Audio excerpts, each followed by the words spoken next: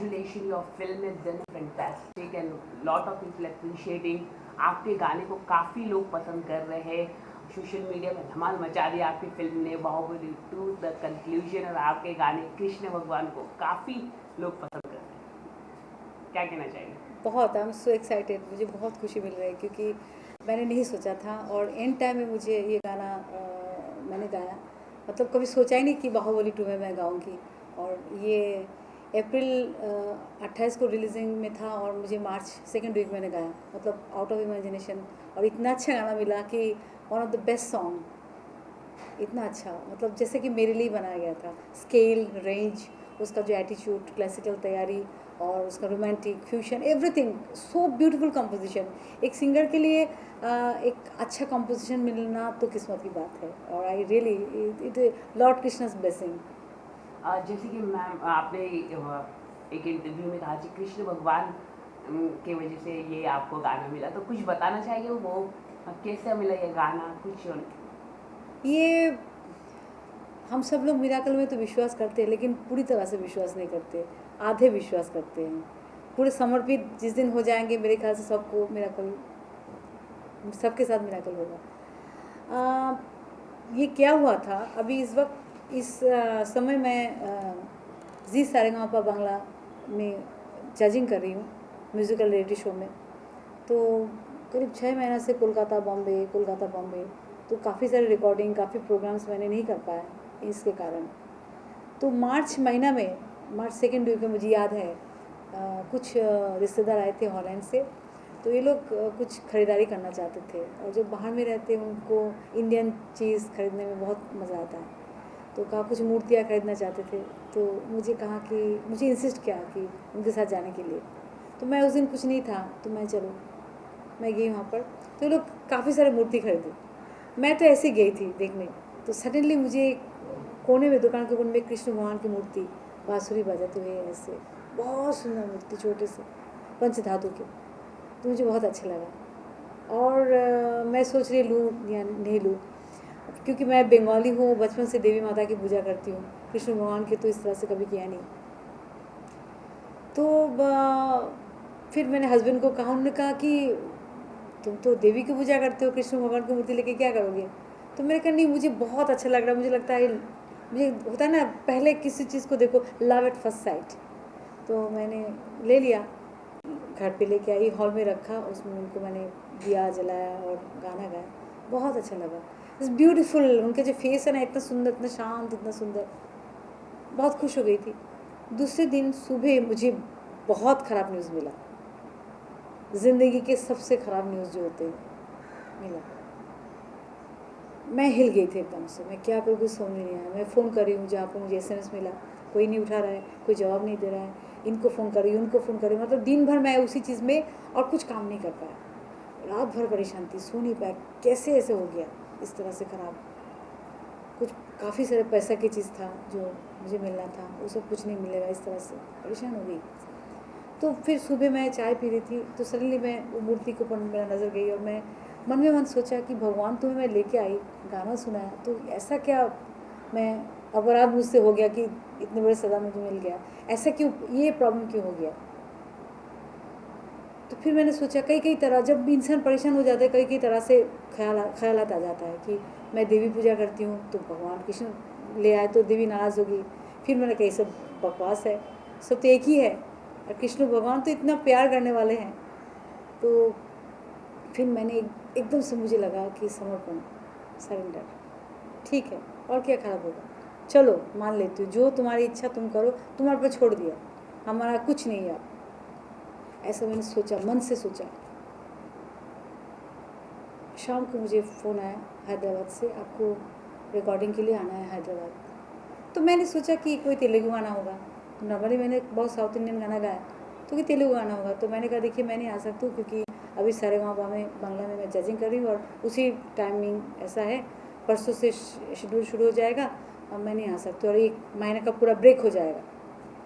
तो उन्होंने कहा नहीं मैम, ऐसा है, बाहुबली का गाना है, और म्यूज़िक डायरेक्टर MM किरवानी जी आपको याद किया, तो बाहुबली का गाना, बाहुबली तो फिल्म बन गई ना। तो ये बात करे थे, मेरे हस्बैंड सुन लिया, उन्होंने फ़ोन ले लिया, वो कहा बाहुबली के गाना है ना, वो तो कल सुबह टिकट बुक कर लो, शी इज़ कमिंग। तो मैंने कहा बाहुबली का गाना, बाहुबली तो हो गया, बोले नहीं एक गाना बाकी है, आप प्लीज़ आइए। तो मैं गई, जाके किरवानी जी से मिली। और किरवानी जी से मैं करीब 8-9 साल पहले एक फिल्म में मैंने गाया था, शाहरुख खान की फिल्म पहली, 2 गाना गाया था। उसके बाद उनके साथ कोई कॉन्टैक्ट नहीं है, ना कोई फ़ोन नंबर है, कुछ नहीं, कोई नहीं है। तो मैं ताज्जुब हो गई थी, it was a pleasant surprise for me कि उन्होंने मुझे याद किया। चलो, तो उन्होंने कहा मुश्किल गाने के लिए मधुश्री को बुलाया गया, इजी गाने के लिए तो बहुत सिंगर्स है। तो मैंने कहा अच्छा। बोले नहीं नहीं, इट्स अ ब्यूटीफुल सॉन्ग और you deserve this song, I think you will justify, इसलिए मैं आपको बुलाया। तो मैंने कहा बहुत खुश हो गई थी मैं। बाहुबली जैसे बड़ी फिल्म है, बाहुबली 2 इतनी बड़ी फिल्म, बहुत खुश थी। जब गाना मुझे मिला, मैं देखा और सुना, मैं कुछ एकदम हक्का बक्का हो गया, मतलब ये भी हो सकता है। वो कृष्ण भजन था। मैं आपको बताऊं, अभी मैं आपको ये बात कर रही हूँ ना, अभी भी उस चीज़ से मैं निकाल नहीं पा रही हूँ। ऐसे भी हो सकता है। मैं तो कोई संत नहीं हूँ, कोई पुजारी नहीं हूँ, कुछ ऐसे नहीं हूँ, मैं आम इंसान हूँ, गाना गाते हुए गायिका हूँ। मेरे साथ इस तरह से इतना साक्षात है, इतना चमत्कार आज भी हो सकता है। तो मैं एकदम से इमोशनल हो गई, मैं हिल गई। मैं आपको बताऊं, मैं ऐसे मेंटली बहुत स्ट्रांग हूँ, मैं किसी भी चीज़ में डरती नहीं हूँ, कोई भी चीज़ है। मैं रहमान जी के साथ शो किया, लाखों ऑडियंस था, मैं डरी नहीं, जैसे भी हो। कुछ लोग कहते तुम्हारी हिंदी जब बोलते हो कुछ, आई डोंट केयर, मैं परवाह नहीं करती हूँ। अंधेरे में भूत प्रेत को भी देखना चाहते हो, कहाँ है भूत, मुझे दिखता नहीं, मतलब डेस्परेट हूँ। मेरे डैडी गुजर गए, मेरी माँ अभी 3 साल पहले गुजर गई, बहुत दुख हुई थी, रोई, लेकिन कभी हिल नहीं गई थी। लेकिन उस दिन मैं हिल गई। ऐसा कैसे हो सकता है? फिर रोने लगी। मैंने फ़ोन किया बॉम्बे, मेरे हस्बैंड कहा तुम्हारा गला बैठ गया है, तुम ऐसा करो अभी गाओ मत, क्योंकि मुश्किल गाना है, हाई पिच है, वो गला जब बैठ जाता है तो सही सुर नहीं निकलता है, थोड़ा रेस्ट कर लो। तो मैंने किरवानी जी को रिक्वेस्ट किया कि मुझे आज रात को वो आज रात दे दीजिए, कल सुबह कर लूँगी। उन्होंने कहा नहीं देखो बहुत जल्दी है, करना ही है, रिलीजिंग में है। तो काफ़ी इंसिस्ट किया तो उन्होंने मान गए, थैंकफुल टू हिम। तो सुबह 11 बजे वो आने वाले थे, मैं सुबह 9 बजे पहुंच गई और गाना रात भर मैंने अच्छे से सीख लिया कि ये जो गाना है इतना अच्छा गाना है, इतना मुश्किल गाना है, मतलब सुनने में अच्छा लगता है लेकिन गाने में बहुत मुश्किल है। तो इसको सही तरह से मैंने नोटेशन लेके एकदम से मैंने कहा एक ही बार कर लूँगी, ये बार बार पंच वाला गाना नहीं है, वो पंच में वो मज़ा निकल जाएगा। तो अच्छे से सीख लिया मैंने। सुबह गई, मैंने रिकॉर्डिस्ट को कहा मुझे रिकॉर्ड करना है, वो कहा नहीं किरवानी जी को आने दीजिए। मैंने कहा रिहर्सल कर लूँगी, एक बार रिकॉर्ड कर लो। तो मान गए, रिकॉर्ड कर लिया। और किरवानी जी मुझे पहले दिन कह दिया था कि अपने अपने स्टाइल में, हिंदुस्तानी स्टाइल में आप गाइएगा, एटीट्यूड देके। तो मुझे याद था, अपने ढंग से मैंने एक ही टेक में कर लिया। तब तो किरवानी जी आ गए, तो मैंने उनको कहा आप सुन लीजिए। तो जो सुना उन्होंने कहा वो परफेक्ट, रिकॉर्ड करने की ज़रूरत नहीं है, तो ठीक है। तो ही वॉज़ वेरी हैप्पी। तो मैंने उनको ये कृष्ण भगवान की कहानी कहा, तो कहा मधु जी गाना will be super hit because you got the blessings of Lord Krishna. वो लोग भी बहुत साउथ के लोग बहुत बिलीवर होते हैं, बिलीव किया। तो फिर बहुत खुशी हो गई थी, क्योंकि मतलब वो खुशी अभी मुझे खुशी हो रही है, उस टाइम में कुछ सूझ नहीं रहा था। इतने बड़े फिल्म में अचानक से जैसा कि कृष्ण भगवान ने मुझे बुला के गाना गवा दिया। नॉर्मली क्या होता है, रिकॉर्डिंग 1 साल पहले हो जाते हैं, उसके बाद फिल्म बनती काफ़ी दिनों के बाद रिलीज। ऐसा कितना गाना मैंने गाया अभी तक रिलीज़ नहीं हुआ, होने वाले हैं। तो ये जैसा कि एंड टाइम में मेरे लिए इंतज़ार कर रहे थे, मेरे लिए गाना था जो तुम गाओ आके, तो मैंने गाया। एक सचमुच भगवान की करिश्मा। अच्छा अभी ख़त्म नहीं हुआ, जब मैं घर पे आई बॉम्बे शाम को, फ़ोन आया, जो जिस मैसेज से मैं हिल गई थी वहाँ का ओनर का फ़ोन आया, उन्होंने माफ़ी मांगी और उन्होंने कहा कि इट इज़ बाय मिस्टेक, ऐसा नहीं था, वी अंडरस्टैंड कि आपको बहुत परेशानी हुई, आपको जो मिलना है उससे ज़्यादा आपको मिलेगा। इसके अलावा ये फिल्म ने काफ़ी बॉक्स ऑफिस में प्रदर्शन किया, कलेक्शन बहुत अच्छी हुई मैम। तो जब आप लोगों से क्या अप्रिसिएशन मिले आपके गाने को लेके और फिल्म को लेके? मैं आपको बता नहीं सकती मैं कितना खुश हूँ और कितना अच्छा लगता है, क्योंकि हमेशा लोग कहते थे कि मधुश्री बहुत दिनों से तुम्हारा कोई हिट गाना नहीं आया। और इससे पहले भी मैंने बहुत हिट गाना दिया है, जैसे कभी नीम नीम, रंग दे बसंती, जोधा अकबर। लेकिन कभी क्या होता है, कभी फिल्म हिट होता है तो गाना हिट नहीं, गाना हिट है तो फिल्म में, इस तरह से गाना और फिल्म दोनों एक तरह से सुपरहिट होना ये बाहुबली 2 में ही हुआ है। आई एम रियली, मैं बहुत खुशकिस्मत हूँ कि Baahubali the biggest blockbuster film Indian cinema में, जिसका इतना ज़्यादा 1000 करोड़ के ऊपर कलेक्शन हो गया, और ये गाना हिंदी में 450 करोड़ कलेक्शन किया। तो ये फिल्म में मेरा नाम जुड़ा हुआ है, और ये सबसे अच्छा गाना है, बेहतरीन सॉन्ग मुझे मिला, हीरोइन के ऊपर सोलो गाना मुझे मिला, ये इसके सब बाहुबली के साथ मधुश्री का नाम जुड़ गया, बड़ी भाग्य की बात है। और दूसरी बात ये है, एक बात और भी आश्चर्य लगता है, जब कोई गाना हिट होता है वो 10 बार टेलीविज़न में, 50 बार, 100 बार टेलीविज़न में बजता रहता है, चैनल में आता जाता रहा है, लोग सुनते हैं, तब गाना हिट होता है। ये गाना अभी तक चैनल में नहीं आया, अभी तक एक भी गाना बाहुबली 2 का चैनल में नहीं आया, लेकिन गाना सुपर हिट हो गया। मतलब ये करिश्मा है नहीं है तो क्या है बताओ, ये कमाल की बात है, कृष्ण भगवान की लीला है। मैम, जैसे कि फिल्म और गाने ने बहुत अच्छा काम किया है, कलेक्शन भी अच्छे किए हैं, तो कुछ आपकी कोई अभी कोई मन ऐसी कोई फिल्मों के लिए गाना गाना है, ऐसा कोई अभी तक इच्छा है? क्योंकि आपने कई सारे फिल्मों में गाने गाए, हिट है हुए हैं, शाहरुख खान के लिए गाया आपने, सब बड़े स्टार लोगों के लिए आपने गाया, तमिल में भी आपने गाया, तो ऐसा कोई हीरो या एक्ट्रेस रह चुके कि उनके लिए गाने, एक्ट्रेस के लिए? देखिए, मैंने सबके लिए गा, ऑलमोस्ट सबके साथ गाया। अभी बाहुबली में 2 में जो अनुष्का, उसको मैं जब देखा, फिल्म पिक्चराइजेशन देखा, राजा मौली जी ने कमाल का किया, और अनुष्का कितनी सुंदर लग रही है, मतलब अभी तक उस चीज़ से मैं निकाल नहीं पा रही हूँ। ऑफ कोर्स मैं जो एक सिंगर जो है, प्लेबैक सिंगर का हमेशा इच्छा होती है कि अच्छा गाना गाए, अच्छे हीरोइन के लिए, खूबसूरत हीरोइन के लिए गाना गाए। तो अब नए नए जितने हीरोइन आ रहे हैं उनके लिए ज़रूर गाना चाहूँगी। और लेकिन मैंने छोड़ दिया, मैं सच पूछूँ, जब से ये घटना मेरे साथ हुआ ना, तो जैसे मेरा कोई चाहत नहीं है, मैं छोड़ दिया, जैसे जैसे चल रहा है। कमाल की दुनिया भर से मुझे फ़ोन आ रहा है, गाना आपने इतना अच्छा गाया, ये गाना वायरल हो गया, टेलीविज़न में एक बार भी नहीं आया, लेकिन चैनल में नहीं आया, लेकिन गाना वायरल हो गया। आप ऑनलाइन में देखो, लोग डांस करके गाना परफॉर्म कर रहे हैं। कोलकाता से मुझे फ़ोन आ रहा है, दीदी आपका गाना हम लोग परफॉर्म कर रहे हैं, हम लोग रियलिटी शो में इस गाने को कर रहे हैं, हर डांस रियलिटी शो में शायद ये गाना जाएगा।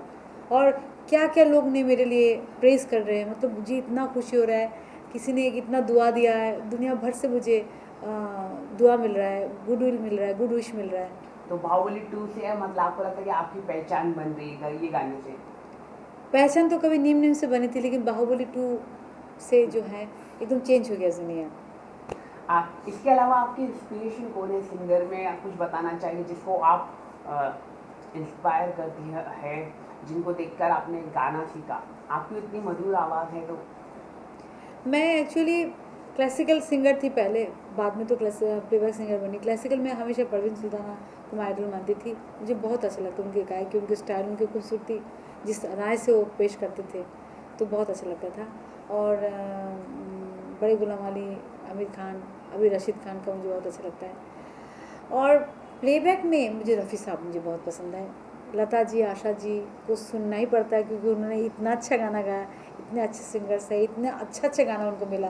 तो कभी भी कुछ गाना होता है तो उनके गाना सुनती हूँ तो सीखती हूँ, कुछ ना कुछ हमेशा सीखती हूँ, जी कितना अच्छा महान गायिका है लोग ने।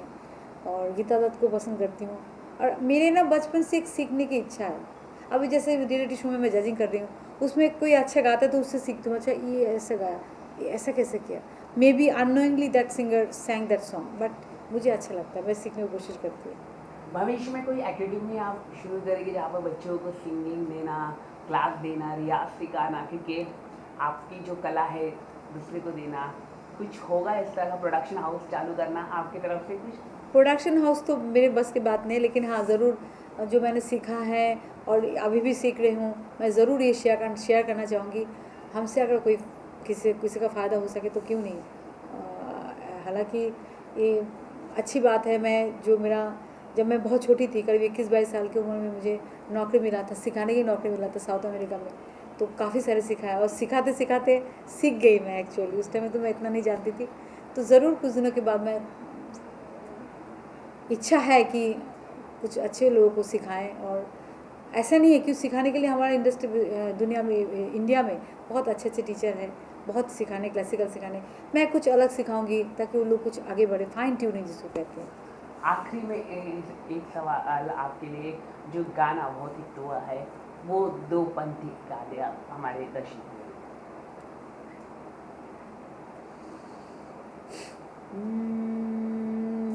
थोड़ा 5-2 मिनट करके। हाँ चलो, रिकॉर्डिंग बाद में करो, कट करो। हाँ कट, 2 मिनट। हाँ बोलिए।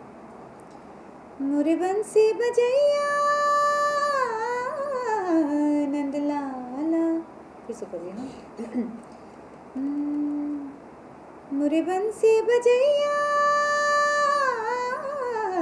नंद लाला कन्हैया, मोरे बंसी बजैया नंद लाला कन्हैया, मोहे मोहे ऐसे नहीं देखो सावरे, सुनो सुनो मौसे नहीं खेल दावरे, जाके यशोदा से कह दूंगी रे, कान्हा सो जा जरा, हो कान्हा सो जा जरा, कान्हा सो जा जरा, हो कान्हा सो जा जरा। कोई हिंदी गाना जो आपके करीब है आपका गाना हिंदी फिल्मों का। हम हैं इस पल यहाँ, जाने हूँ कल कहाँ, हम मिले ना मिले, हम रहे ना रहे, रहेगी सदा यहाँ प्यार की दास्तां, सुनेंगे सदा जैसे ये ज़मीं आसमां। आखिरी एक सवाल है, कहा जाता है कि हर एक रहता है कि एक डायलॉग होता है या किसी भी कि हर पुरुष के पीछे महिला सक्सेसफुल का होता है, तो आपके पीछे किसका हाथ है सक्सेसफुल महिला होने का? मैं बचपन से इस मामले में बहुत लकी हूँ। मेरे डैडी मम्मी मुझे हमेशा मुझे इसमें, एक्चुअली बचपन से जब इंसान सोच समझने के बाहर होता है तब बचपन से उसको पिता माता कहती ये करो, तब वही करते हैं। बचपन से ही मेरे डैडी मम्मी मुझे बहुत मदद किया, और 5 साल की उम्र से मैं गाना गाती हूँ। मेरे डैडी मम्मी हमेशा मुझे सपोर्ट किया, मेरे सिस्टर्स, अभी इस वक्त मेरे हस्बैंड रवि बादल जी मुझे हमेशा बहुत ही संभलते हैं। देखिए ये जो लाइन है अच्छा तो है, ग्लैमरस है, लेकिन बहुत मुश्किल भी है। जब सक्सेस मिलता है तो सब आपके साथ होते हैं, जब सक्सेस नहीं होता है तो कुछ प्रॉब्लम होता है तो कोई साथ में नहीं होता है। उस टाइम में इंसान टूट जाते हैं आर्टिस्ट, और उनको सहारे की ज़रूरत होती है। और सहारा जो है मेरे हस्बैंड रवि जी हमेशा मुझे सहारा देते हैं हर चीज़ में। ये कोई बात नहीं, तुम प्रैक्टिस करो। एक ही चीज़ मुझे वो कहते हैं, देखो तुम्हारा काम ही तुम्हें बोलेगा, देर से ही दुरुस्त से ही, कभी ना कभी ज़रूर अच्छा होगा, लेकिन प्रैक्टिस छोड़ना मत। तभी तो देखिए ना, मुझे जो 2nd वीक ऑफ मार्च में मुझे एंड टाइम में गाना मिला, और मेरा गला अगर ठीक नहीं रहता तो मैं गाना नहीं गा पाती। तो प्रैक्टिस करना, गले को ठीक रखना, ये फैमिली सपोर्ट होता है तभी कुछ होता है। सिंगर के लिए सबसे बड़े कहा जाता है कि वो कुछ खाते नहीं है, खाना ज़्यादा नहीं खाते हैं, तेल की चीज़ें नहीं खाते, अपने मन की सभी चीज़ों को नहीं खाना पड़ता है उनको। तो आप भी सभी चीज़ें बंद करते हैं या सिर्फ? किसने कहा सिंगर खाते नहीं? सिंगर तो बहुत ज़्यादा खाते हैं। अभी आपको बताओ, हम लोग रियलिटी शो कर रहे सारेगामा, कुमार शानू मेरे इस तरफ, जीत गांगुली, दोनों इतना खाते हैं, दिन भर खाते रहते हैं, जजिंग करते रहते हैं और खाते रहते हैं। और जितना कॉन्टेस्टेंट आते हैं उनके पिता माता कुछ ना कुछ बना के ले आते हैं, हम लोग खुद खाते हैं। हाँ, हम लोग क्या करते हैं, कुछ कुछ चीज़ गाने के लिए बहुत ज़रूरी है, गला ठीक रखने के लिए। जैसा मैं अभी बहुत ज़्यादा बात कर रही हूँ, वो ठीक नहीं है गला के लिए, नंबर 1। नंबर 2, ठंडा गरम, मुझे ठंडा सूट नहीं करता तो मैं बिल्कुल नहीं लेती हूँ। मुझे खट्टा सूट करता है, तीखा खाती हूँ, कुछ प्रॉब्लम नहीं होता है। कुछ लोगों को खट्टा प्रॉब्लम है, तो जो आपको सूट नहीं करते वो आपको अवॉइड करना चाहिए। और बाकी तो एक चीज़ है, जितना जो गाना गाते हैं उसको जितना कम बात करें उतना ही अच्छा है, गले को rest. Thank you so much. Ma'am Thank you. एक क्वेश्चन